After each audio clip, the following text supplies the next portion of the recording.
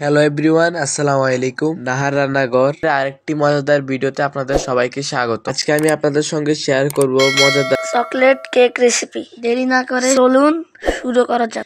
এবার বোর্ডে হালকা ক্রিম লাগিয়ে দিব কেকটি সেট করে নেওয়ার জন্য। অল্প একটু হোয়াইট কালার ক্রিম আমি এখানে অ্যাড করে দিচ্ছি যাতে কেকটি নড়াচড়া না করে একদম সেট হয়ে থাকে। তো দেখতে পাচ্ছেন অল্প একটু ক্রিম বোর্ডের মাঝখানে একটি প্লেটের সাহায্যে ভালো মতন লাগিয়ে দিচ্ছি। এবার আমি একটা করে স্লাইস লাগিয়ে দিচ্ছি। আমি এখানে 2 পাউন্ডের কেক বেক করেছি। 2 পাউন্ডের কেকটাকে আমি দুটো স্লাইস করেছি, আপনারা চাইলে 3টে স্লাইসও করতে পারেন। বোর্ডের একদম ঠিক মাঝখানে আমি সেট করে নিয়েছি এবং প্রথমে আমি একটা স্লাইস দিয়ে দিচ্ছি। এবার এখানে আমি দিয়ে দিচ্ছি চারপাশে একদম সমানভাবে দিয়ে দিচ্ছি সুগার সিরাপ।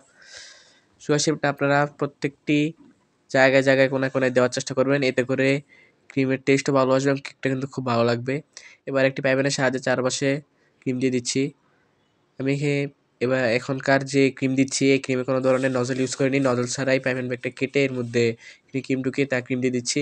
এবার পেলেপনের সাহায্যে একটা মোটামুটি ফিনিশিং দিয়ে দিচ্ছি, যেহেতু একটা মাঝখানে স্লাইস কোনো ধরনের পুরোপুরি ফিনিশিং দেওয়ার দরকার নেই, মোটামুটি একটা ফিনিশিং আনলেই হবে। দেখতেই পাচ্ছেন আমি কীভাবে ফিনিশিংটা দিয়ে দিচ্ছি।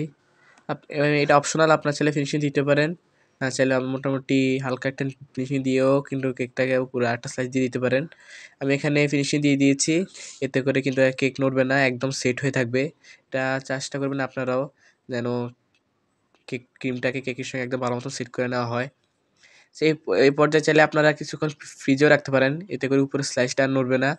কিন্তু আমি এখানে সময় কম ছিল বলে আমি ফ্রিজে রাখিনি, আপনারা চাইলে ফ্রিজে রাখতে পারেন। এর উপরে আমি দিয়ে দিচ্ছি আরেকটি স্লাইস দিয়ে এবার তার উপর সুগার সিরাপ দিয়ে দিচ্ছি। পূর্বের প্রসেস মতো একদম চারপাশে সমানভাবে সুগার সিরাপ দিয়ে দিতে হবে। সুগার সিরাপ দিয়ে এবার আমি ফাইনাল ক্রিমগুলো দিয়ে দিচ্ছি। ফাইনাল ক্রিমটা একটু বেশি করে দিতে হবে, এতে করে ফিনিশিংটা আনা সহজ হবে। এখানে ক্রিম কম দিলে কিন্তু ফিনিশিংটা আসতে চাইবে না, ক্রিম এক জায়গায় থাকবে অন্য জায়গায় থাকবে না, এটা করবেন না, একটু বেশি করে দেওয়ার চেষ্টা করবেন। এতে করে আপনার কেকটা দেখতে খুবই সুন্দর লাগবে। দেখতে পাচ্ছেন আমি কেমন ক্রিম দিয়েছি, চারপাশে আরেকবার ক্রিম লাগিয়ে দিচ্ছি। এবার আমি প্লেটের সাহায্যে ফিনিশিং দিয়ে দেবো। দেখতেই পাচ্ছেন এক সাইড থেকে ঘুরিয়ে ঘুরিয়ে আমি ফিনিশিংটা আনার চেষ্টা করছি, আপনারা ঠিক এক সাইড থেকে আনার চেষ্টা করবেন। প্রথম কিন্তু আপনাদের ফিনিশিংটা নতুন নতুন যখন থাকবে তখন ফিনিশিংটা আসতে চাইবে না, তখন আস্তে আস্তে অভিজ্ঞতা বাড়তে বাড়তে কেক বানাতে বানাতে একদিন হয়ে যাবে। এটা আমার ক্ষেত্রে হতো, আমি যখন প্রথম কেক বানাতাম তখন আমার ফিনিশিং আসতো না, খুব কষ্ট হতো আনতে। এখন কিন্তু অল্পতেই আমার ফিনিশিংটা এসে যায়, দেখতে পাচ্ছেন। এবার আমি সাইডে একটা ফিনিশিং এনে দিচ্ছি। সাইডের ফিনিশিংটা খুবই গুরুত্বপূর্ণ, কারণ উপরে যে ফিনিশিংটা থাকে সেই ফিনিশিংটায় বিভিন্ন ধরনের ডিজাইন, টপার এবং চকের গানাশ থাকে, এতে করে ডিজাইনটা কিন্তু পাবলিকের সামনে দেখা যায় না, কিন্তু সাইডের যে ফিনিশিংটা থাকে সেটা কিন্তু পাবলিক দেখতে পায়। এবং এটি সুন্দর করতে ফিনিশিং আনতে হবে, এতে করে কেকটা কিন্তু দেখতে অনেক সুন্দর লাগবে। দেখতে পাচ্ছেন আমি এখানে একটা বোর্ডের সাহায্যে সুন্দর মতন সাইড থেকে ক্রিমগুলো নিয়ে নিচ্ছি, বাড়তি ক্রিমগুলো। এবার একটি টিস্যুর সাহায্যে সাইডে যে ক্রিমগুলো লেগেছিল সেগুলো সরিয়ে নিচ্ছি। খুব সাবধানে টিস্যুটা দিয়ে ক্রিমটা সরাবেন, এতে করে ক্রিমগুলো উঠে যেতে পারে। এবার আমি এখানে চকের গানাশ দিয়ে দিব। এই চকের গানাশটা আমি খুব ভালো মতন বানিয়েছি ইভারহুইট ক্রিম দিয়ে, যাতে টেস্টটা খুব ভালো হয়। দেখতে পাচ্ছেন আমি সাইড দিয়ে একটু ক্রিম দিয়ে দিচ্ছি যাতে একটু সুন্দর লাগে দেখতে। দেখতে পাচ্ছেন একটি চামচের সাহায্যে চারপাশে অল্প অল্প করে ক্রিম দিয়ে দিচ্ছি, যেটা দেখতে কিন্তু অনেক সুন্দর একটি লুক আনে। আমি একটু ভালো মতো দেখিয়ে দিচ্ছি কীভাবে আমি চকের গানাশটি সাইডে দিয়ে দিচ্ছি সুন্দর করে। বুঝতে পারছেন আমি কীভাবে দিয়েছি, ঠিক আমি যেভাবে দিয়েছি সেভাবে চেষ্টা করবেন, এতে করে আপনাদের কেকটা সুন্দর লাগবে। এ হচ্ছে আমার চকের গানাশ দেওয়ার পরের লুক। এবার আমি এক এক করে ডিজাইন দেওয়া শুরু করব। এবার আমি মাঝখানে চকের গানাশ দিয়ে দিচ্ছি, এখানে অল্প অল্প করে দিবেন, এতে করে নাহলে সাইডে পড়ে যেতে পারে চকের গানাশগুলো। আমি এখানে আগে অল্প একটু চকের গানাশ দিয়েছি, দিয়ে প্যারাপেনের সাহায্যে ভালো মতন চারপাশে করে দিচ্ছি।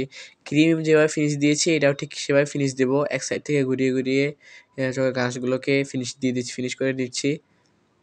আপনারা এই কাজটা আলতো হাতে করবেন, খুব আস্তে আস্তে সময় নিয়ে করবেন, এতে করে কিন্তু আপনার কেকের লুকটা খুব সুন্দর হবে।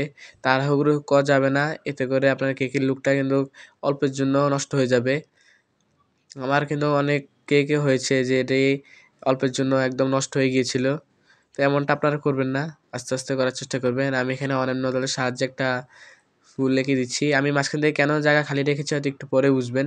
আমি মাঝখান দিয়ে কিছুক্ষণ ফ্রিজে রেখেছিলাম, ফ্রিজে রাখার পরে এবার আবার ডিজাইন দিয়ে দিচ্ছি। এবার 6 বিনোদের সাহায্যে দেখতে পাচ্ছেন আমি কীভাবে ডিজাইন দিয়ে দিচ্ছি। ডিজাইনটা খুবই সুন্দর দেখতে, মাশাআল্লাহ দেখতে পাচ্ছেন কতটা সুন্দর হয়েছে। আপনারা চাইলে এই ডিজাইনটা অ্যাপ্লাই করতে পারেন।